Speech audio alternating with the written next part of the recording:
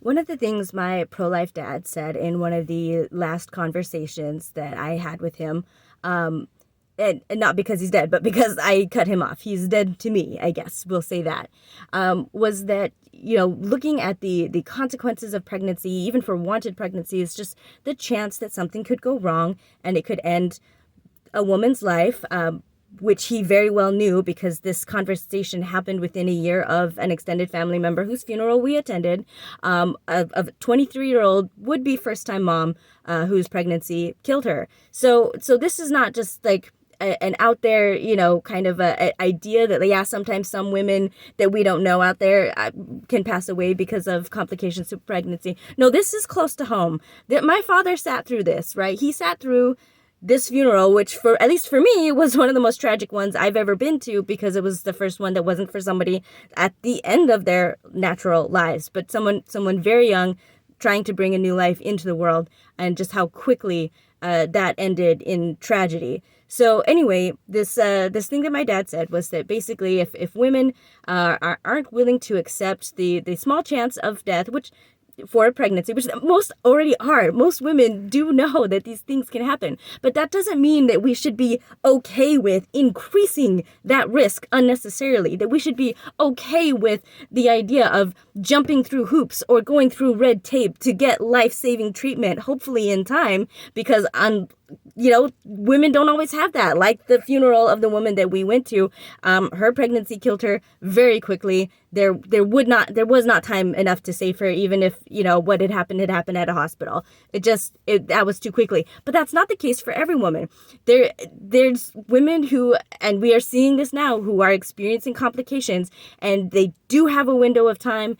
But when you put obstacles in the way and they have to get through that, you are killing women unnecessarily who would not be. But anyway, so here's my dad's view on that. This is, if you don't want that to happen, all right, we should be okay with abortion bans. We should be okay that the fact that there's already a risk of death anyway, so why not just increase it? And if we don't like that, just not have sex.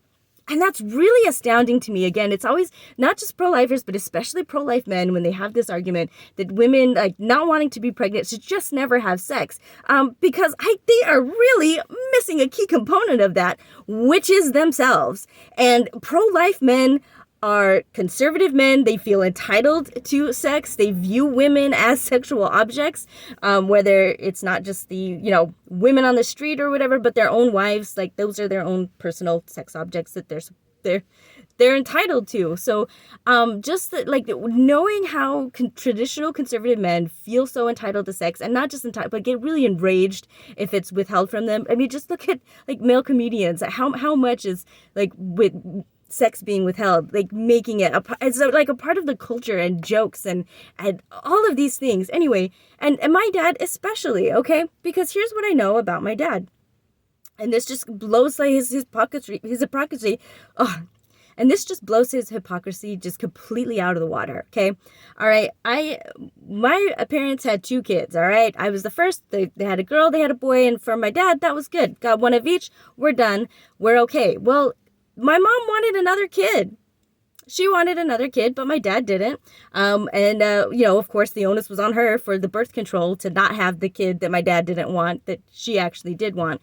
Anyway, my mom eventually got to this point where she said, you know what? I want another kid. I'm going off birth control. So if you don't want another kid, don't touch me. And if my dad was not a complete and utter pro-life hypocrite, as they all are, every single one of them, then he should have been like, okay, that's fine. And my dad should not have ever had sex again after the age of, 30? Or if not sooner.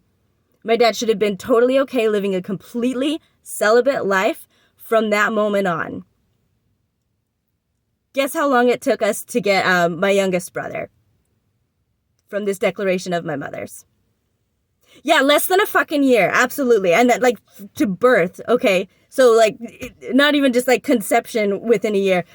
Obviously, my dad folded like a house of cards within a couple months. So yeah, I got my youngest brother by my dad's choice, because he chose to have sex, consensually. But just, wow, would you just know, like, my dad did not want kids, and he could only make it a couple months without sex, yet to have the gall, the absolute audacity to say that a woman who should not be willing to risk death, no matter how small the chances are, should just never have sex again is just astounding. And that's why I hate my dad and I cut him out of my life and I don't want him to be a part of it. And I don't think he deserves to do it. And no dad does who thinks this way about women, because that's how they think about their daughters as well.